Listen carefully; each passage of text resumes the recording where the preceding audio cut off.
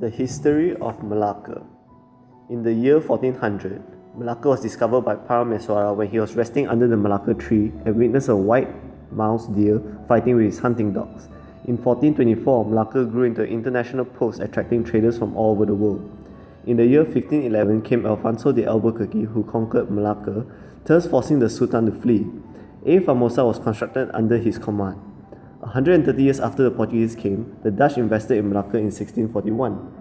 In 1824, the treaty between the Great Britain and Netherlands led to the succession of Malacca to the United Kingdom. The British stayed with Malacca the longest. The Japanese occupation happened in the year 1942 to 1945. Finally, Malaya was granted independence in the 31st of August 1957.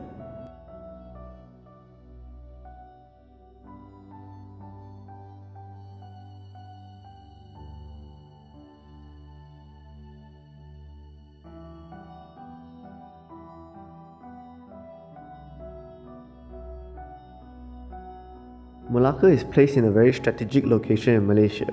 The red line shows the direction from KL from the north, the yellow line symbolizes the path taken from the south in Johor, and the blue line shows the incoming passageway from Kuantan.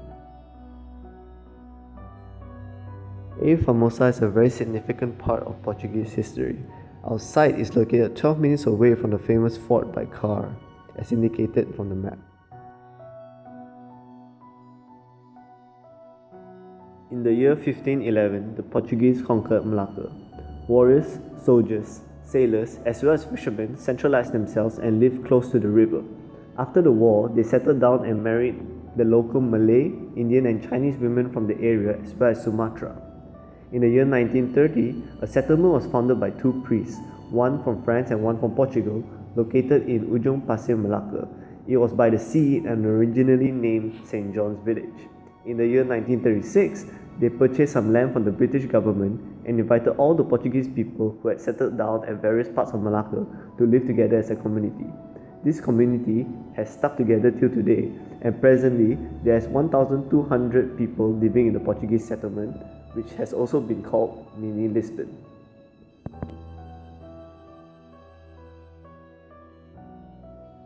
History. Without the Portuguese, Malacca is nothing. Zero. Big fat zero. Yeah?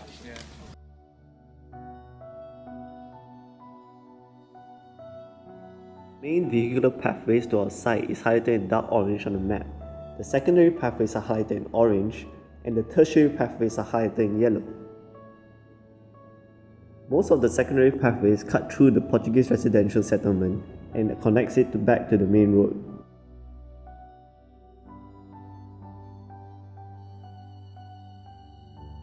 The main pedestrian circulation along pathways leading towards the site is being indicated as the red route from the main road.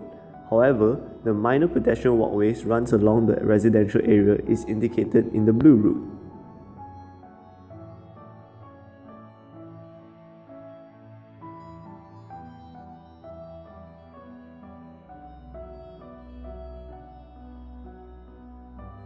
From the very moment the sun rises at 6 AM, hard-working Portuguese fishermen already embark to the sea for their daily catch until noon.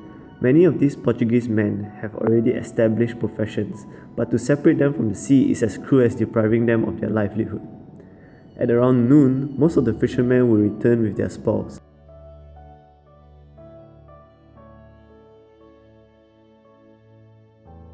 After a hard day's of work, the fishermen all enjoy some time together by just conversing and relaxing in any shade they can find. It is at this time where the low tide is occurring, and this gives an opportunity for everyone to witness the mudskippers. While people are admiring the mudskippers, there will already be restaurant workers hard at work setting up tables and chairs while the vendors set up their stalls. By the time the evening comes around and the sun gets lower, tourists and locals alike flood the area indulging in traditional Portuguese delicacies.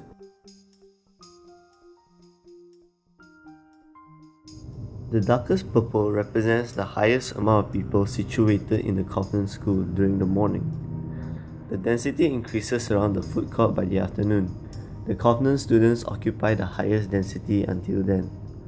After 6 PM, the only active place around the site is the square where most people go to hang out and eat.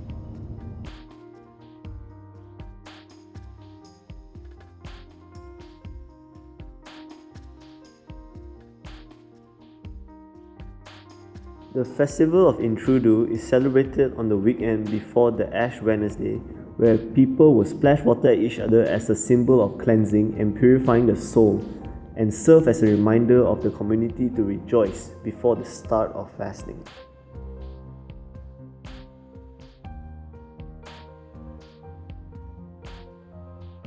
The S.W.O.T Festival, or the Festival of Lights, is celebrated on the 23rd of June every year, where all the houses will be lit with candles shining brightly. The San Pedro Festival follows 6 days after the S.W.O.T Festival to show their love for the sea and their job of a fisherman. It is a special celebration of fishermen for their protection and to commemorate the patron of the fishermen. There will be a boat decoration competition and a culture show.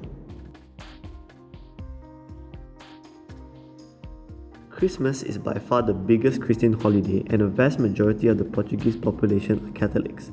It is no surprise that they take this holiday extremely seriously. By hook or by crook, every family member will return home to celebrate Christmas, ensuring that the Portuguese settlement will undoubtedly be the liveliest area in Malacca.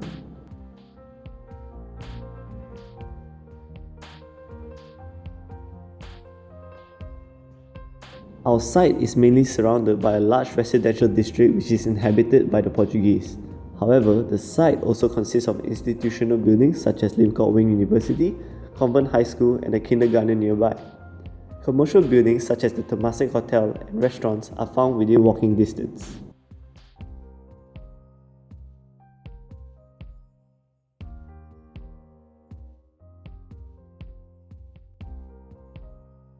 These are the local landmarks in the Portuguese settlement. The Temasek Hotel, which is located at the Jalan de Albuquerque, is the tallest building closest to the site. Our site is located at the end of Jalan de Albuquerque, and it was surrounded by 4 significant landmarks. Towards the west of the site is the Portuguese settlement MBMB food court. To the northwest is the Portuguese Square. To the northeast is the Canossa Convent Secondary School, and Lisbon Hotel is at the east.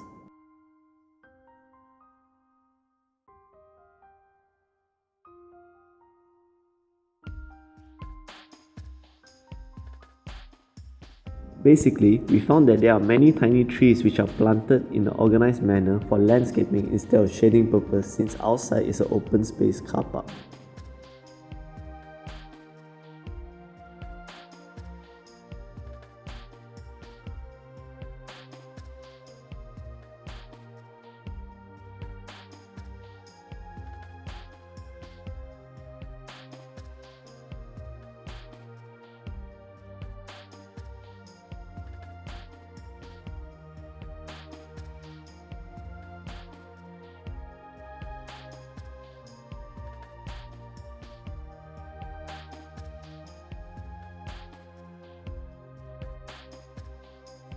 SUNPATH is being analysed by using 3 different dates that shows the shadow casting of the surrounding buildings at various times of the day. There are 9 AM during the sunrise, 12 PM during its peak, and 6 PM during the sunset. From the analysis, however, it is proven that our site unfortunately does not receive that much shading.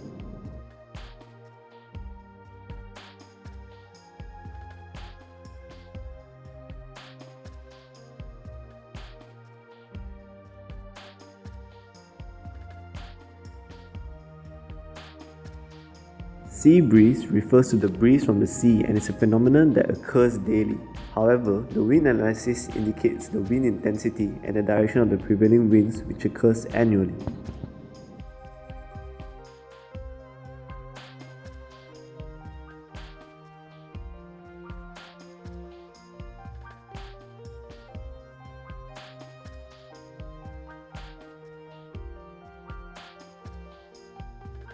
The location of the site is near to the sea. This makes the landscape workable. It is also in between the food and education districts. This makes the site lively. Furthermore, it is filled with business activity from the neighbouring food stalls.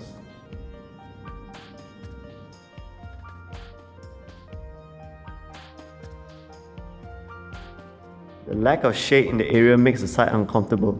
Attracting tourists to the site will be a problem due to the lack of signages and there are no proper pedestrian walkways.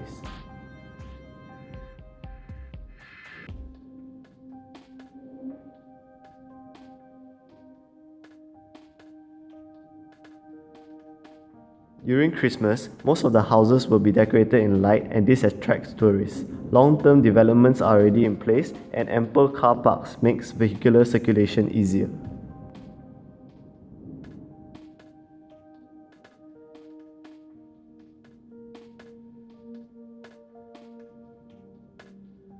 Long, narrow roads in the area are prone to traffic jams. It can attract temporary users who don't appreciate the site and the lack of tourists due to poor signages.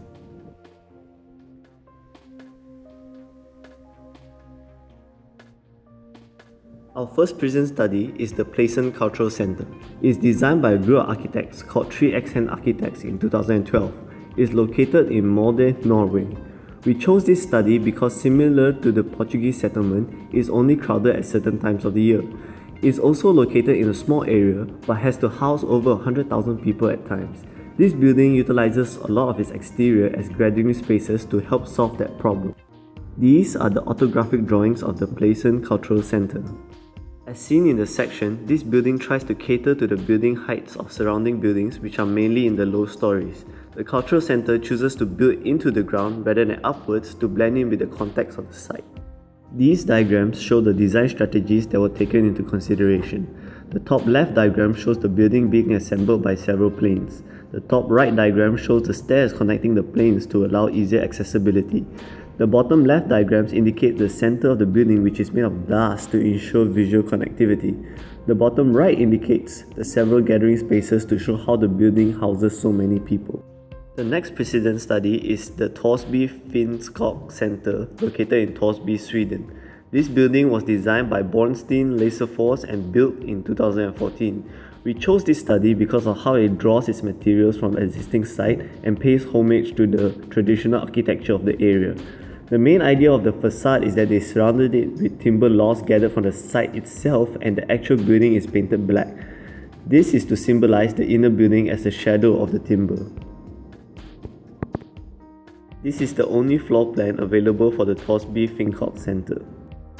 The interior of this cultural center is unique in the sense that they respected the traditional Finn designs and incorporated into the building and they put a modern twist on it. For example, they used a structure similar to the one as a facade, but they used it as a way to exhibit items as well as sitting areas. The architect attempted to merge the traditional with the modern in order to keep the sense of place. The top diagram showcases the different ways the architect utilizes the timber logs. They use them as a form of cover, a way to exhibit items, as well as resting areas. The bottom diagram just shows a close-up look on the timber they used for the facade gathered from the surroundings.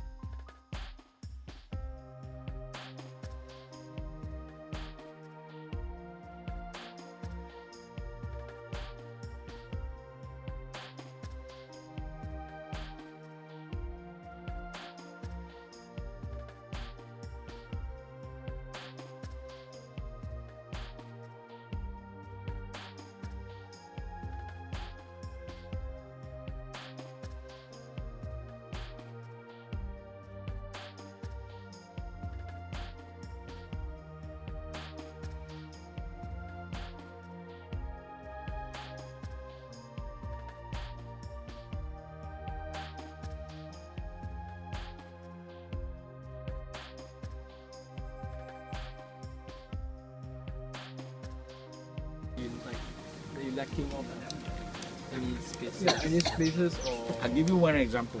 This is supposed to be a hotel. Yeah? The government promised the village here to build this hotel and give employment to the locals. But at the end of the day, no locals work here.